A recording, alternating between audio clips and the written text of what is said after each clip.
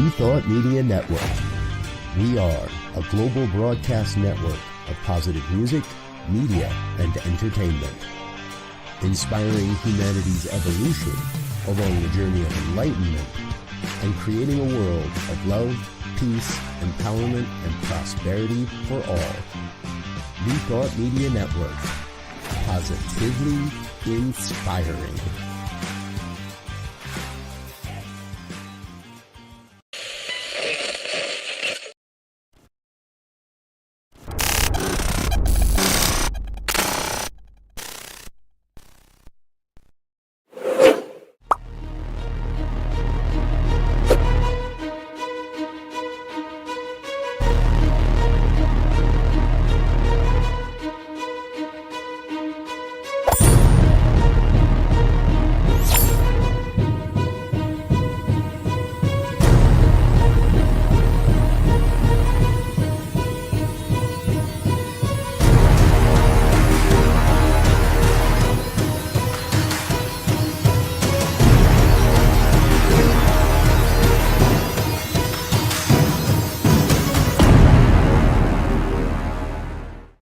And hello again, dear ones. Dr. Robert with you here on a Friday evening. It's 5 o'clock on the Mountain Time Zone, and that means it is time for the good news here on the New Thought Media Network. And sometimes, well, the good news starts with some sad news.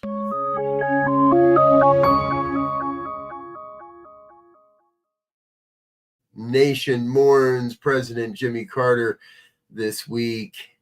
Carter, from 1946 to 2020, made the Gallup's most admired man's list 29 times over all those years.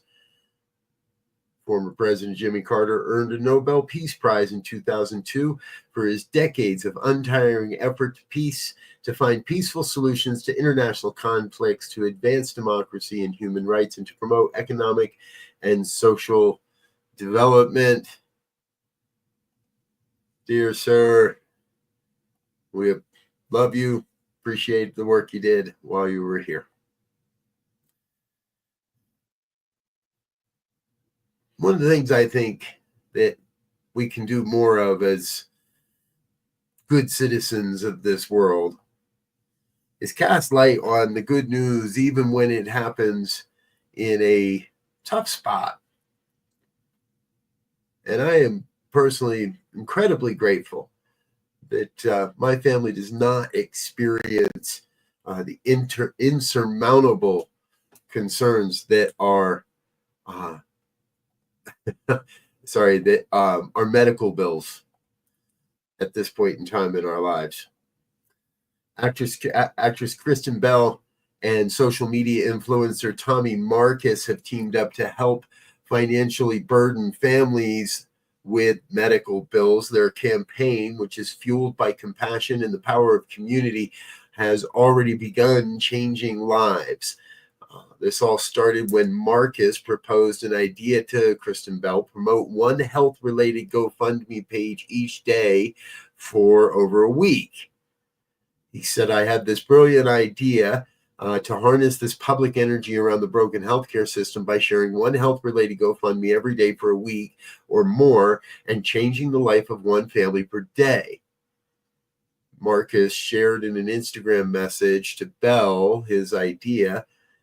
Bell was eager to make an impact and immediately agreed. Together, they began raising funds for families struggling to afford cancer treatments and other life-saving medical procedures. Bell wanted to do more. She began asking, how can I give 100,000 to people who need it for medical bills? I want to make sure we do it in the best way. How do we do it? And Marcus's response was easy: make it a matching grant.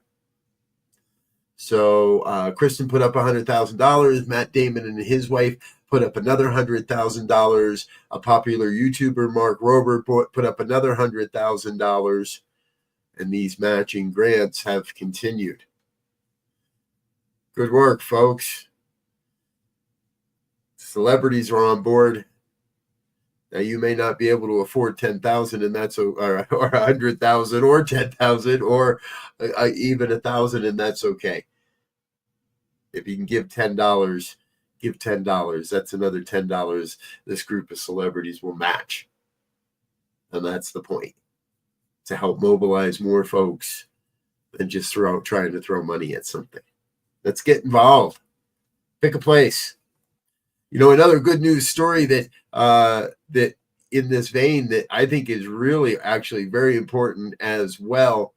Keep clicking off my thing. There it is. A little known federal regulatory agency called the Consumer Financial Protection Bureau just finalized a rule that will prevent medical debt from affecting consumer credit scores. This bureau, they just released a ruling, will remove an estimated $49 billion in medical bills from the credit reports of over 15 million Americans. The action will ban the inclusion of medical bills on credit reports. And the CFPB has found that medical debts provide little predictive value to lenders about borrowers' ability to repay other debts, often because large medical expenses are typically incurred involuntarily. They frequently represent absolutely necessary expenses that would be prioritized above most other discretionary spending, and had they been seen ahead of time. Both FICO and Advantage Score, two major credit scoring companies, have agreed to reduce the degree to which medical-related costs affect credit scores, while Equifax, Experian, and TransUnion, the three largest reporting conglomerates, have agreed to remove $50 billion of medical debt from affecting credit scores. However we look at it, good news on the credit front. It's a good thing. A lot of people in pain. A lot of people need that support. Evening, Brother Wayne. Yes, we are all in this together. I agree, sir.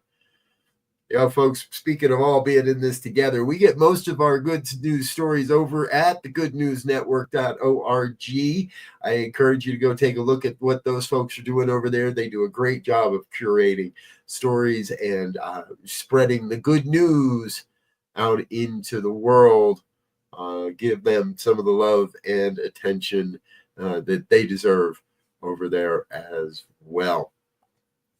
All right. Hey, in a story we've been following for a few years now, a zoo in England is asking residents to donate their used Christmas trees to help enrich the lives of their residents, both bear, elephant, and meerkat. Noah's Ark Zoo Farm in Bristol, the UK, is now in its 5th year of asking for Christmas trees, which are often tossed in landfills following the conclusion of the holidays. They've diverted over 15,000 Christmas trees from contributing to landfill waste, and the real joy is in the Christmas spirit it gives to the resident animals. The curator, Chris Wilkinson, said the trees make a real difference in the animals' lives. Some, like the elephants, like to eat them, while others, like the speckled bears and rhinos, like to forage in between them. Still others like to rub up against the trees and enjoy the pine scent. And for smaller animals, they provide a paradise of play and exploration. For the elephants, their habitat is full of sand, which means they can bury the trees and stand them up to make a whole forest of them to come and explore. They'll eat them a bit. They'll throw them around. They'll explore the food that we put in these as well. Good news coming out of the UK. I always love hearing about this story. We check in with the zoo every year. Hey, folks, we're going to take a real quick break, let a couple of our sponsors say hello, and let you learn a little bit more about what's happening here around the New Thought Media Network. We'll be back in just a moment or so with more. Please stay with us. Stay tuned. We'll be right back after these messages.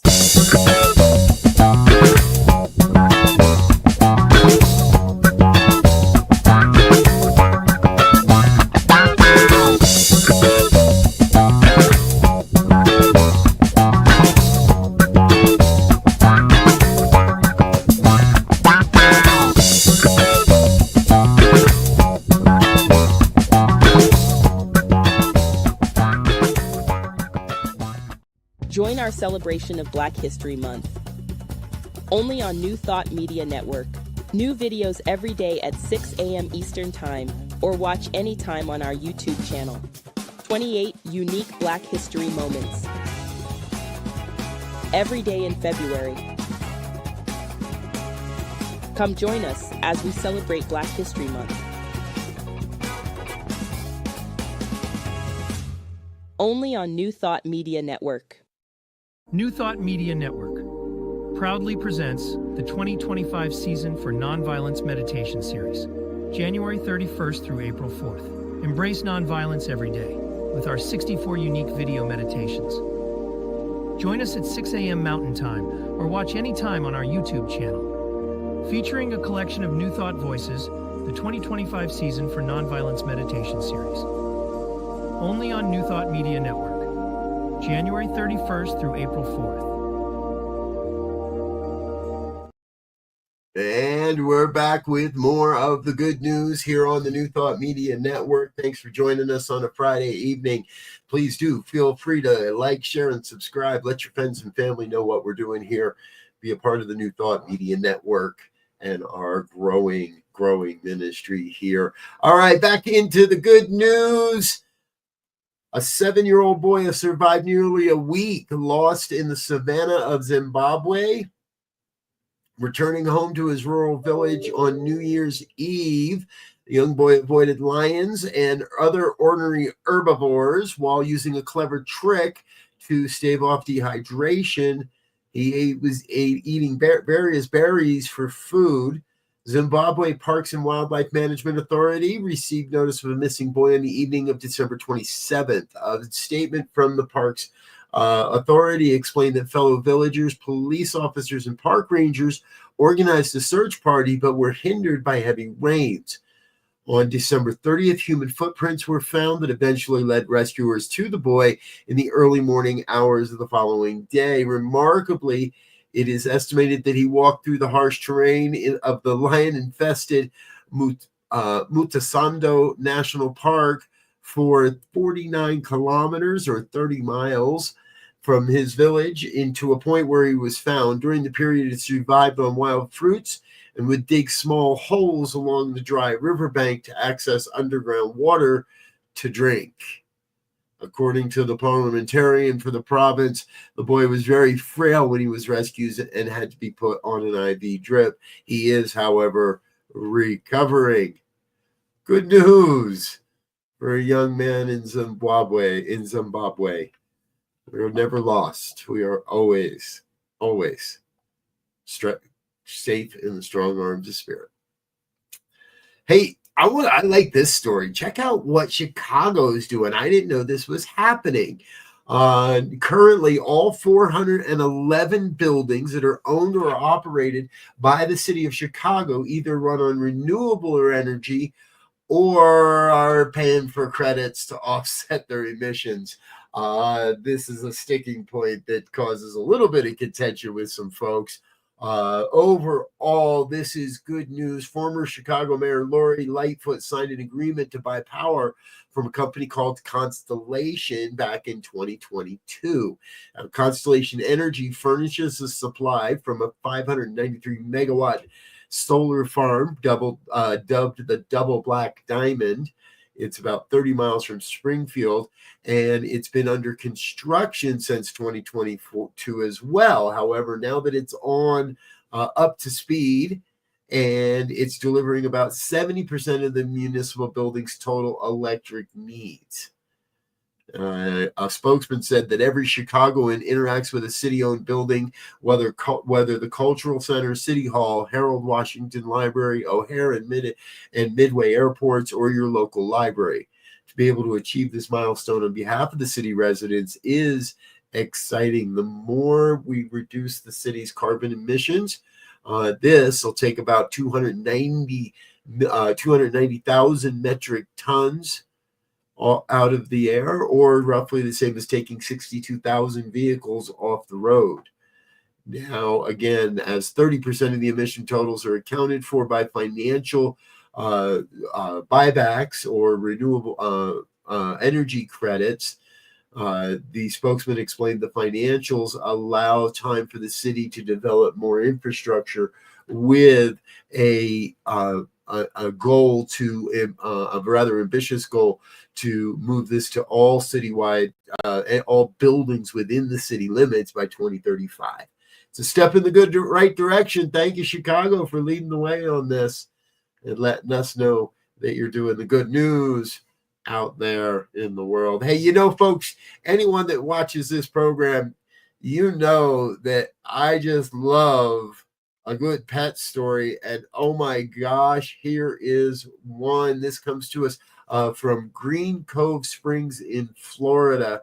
A family received the ultimate Christmas gift. Their beloved dog, Athena, returned home on Christmas Eve after having been missing for over 9 days. The 4-year-old German Shepherd and Husky mix had escaped her home earlier in December. The community had chipped in, had really worked together to help to search for Athena. It all began when her owner, Brooke Comer, received a photograph from a neighbor showing Athena had managed to escape. No one's still clear on how that happened. They launched a full-scale search with posters and everything else.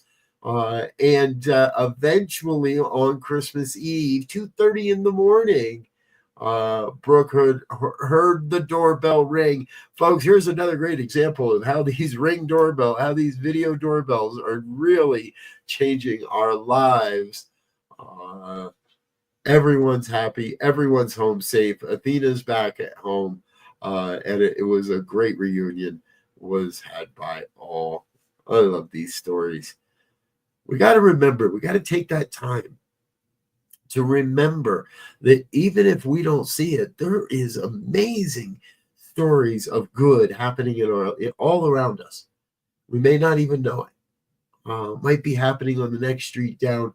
We never really know it. We're going to go all the way to India for this next story because it really struck me.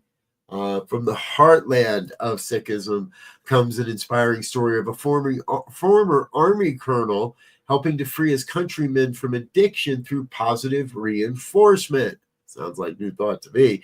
Colonel Dr. Singh is the founder and director of the Akal Drug De-Addiction Center in Punjab. His methods have helped over 10,000 patients kick addictions stemming from a variety of underlying causes. Dr. Singh may not look like it, but he's 91 in that picture, and he's consistently working to move his plan forward and improve his center. They're about to open their 3rd location. His method is contingent on transformation born from compassion and steady reinforcement. At the Akpal Center in Punjab's Sangru district, Singh has seen all kinds of addiction, from intravenous drug use to addiction to the fumes of whitener. He even admitted a man who had become addicted to the adrenaline shock for snake bites.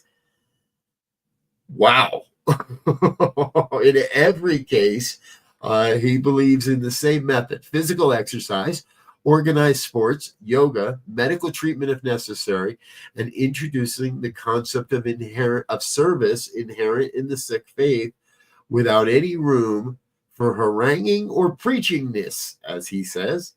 Dr. Singh believes that the root cause of addiction lies in certain experiences that the person has battled, and that an eventual moral reckoning, either with themselves or with those who they have harmed, is the end goal of the rehabilitation. Remembering one patient admitted for injecting a mixture of substances that caused 2 separate marriages to fail, a mixture of medication, individual and group counseling, and spiritual healing helped him through the withdrawals. Good work, doctor. You're doing the good work in the world, helping us to make sure that we can have an inspiration towards that which is coming our way as well. Hey, folks, we're going to take another quick break. Say thank you to some of our organizational sponsors and individual donors. However, we really want you to stick around and hang out. We're going to come right back with more of the good news, including our hero of the week. Stay with us. We'll be right back after these messages.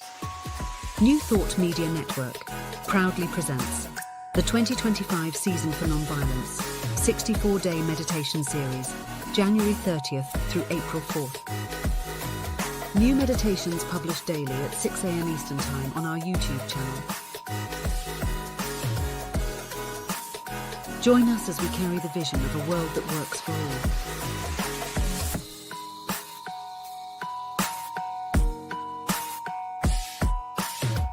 all. Only on New Thought Media Network. Learn more at www.ntmedia.org. Please help us say thank you to our organizational sponsors, including the Hefferland Foundation, Affiliated New Thought Network, International New Thought Alliance, Science of Mind Archives and Library Foundation, Center for Spiritual Living Denver, Center for Spiritual Living Midtown, New Thought Philadelphia, Planned Happiness Institute, Summit Center for Spiritual Living, One Heart Retreats, Center for Spiritual Living on the Lake, Unity Kitchener, Unity Spiritual Center, Ottawa, Om Center for Spiritual Living, Satya Center, Begin Within Ministries, Center for Spiritual Living North Jersey, Unity of Savannah, and the Center for Spiritual Living Seattle, as well as all of our individual donors. Thank you for being part of the New Thought Media Network. Please like, share, and subscribe. New Thought Media Network, positively inspiring. Yes. Thank you to all of our organizational sponsors and individual donors. It's thanks to folks like you that we're able to share this mighty message around the world. And hey, I want you to know we are kicking off our 2025 fundraising year. I want you to know we're raising the vibe in 2025. Yes, that's what's happening. Raising the vibe of media around the world in 2025. We invite you to become part of that. Head on over to our website, ntmedia.org. Click on that donate button and make a donation. Make it a monthly donation. We'll include you on our next thank you video as well. We look forward to having a great 2025 with you folks. Got a lot of fun stuff in store and planned for what we've got going on. All right. Back into the good news. You know, we always wrap it up with our hero of the week. But before we get there, I want to share with you an even amazing story. A Portland woman's fiery death was avoided thanks to the speed of police, fire, and medical first responders in a late December rescue. Portland Police Bureau Sergeant Sarah Kerwin told local news that a 911 call of a vehicle ablaze near Mount Scott Boulevards came from the driver that was trapped inside. Kerwin said, "This is the first time I've ever had anyone call in saying I'm trapped. All of a sudden, the person in the car is calling in saying they're on fire and they can't get out." Those were the stakes when Kerwin and her partner arrived at the scene where the vehicle had tipped on its side and was already engulfed in flames. Neither officer could reasonably approach the vehicle. With help of the Portland Fire and Rescue, they were able to get the woman out of the car. However, the firefighters first contained the fire with their water hoses and then approached the car in a protective clothing, able to shatter the windshield with a battering ram. The clothing protect them from the heat. She was not breathing when they stretched her out on the grass at a safe distance. Kerwin immediately began CPR. Oxygen was later admitted. It felt like this was the epitome of the call that you trained for. And that Portland Fire was critical in getting her out of the vehicle because I just don't think we could have done it ourselves, according to Sheriff Kerwin. The woman was taken to the hospital. She's recovering and is expected to make a full recovery as well. Thank you, Sergeant Kerwin. However, you're our second in this week because we've got an even bigger story for you folks. This is to me our hero of the week.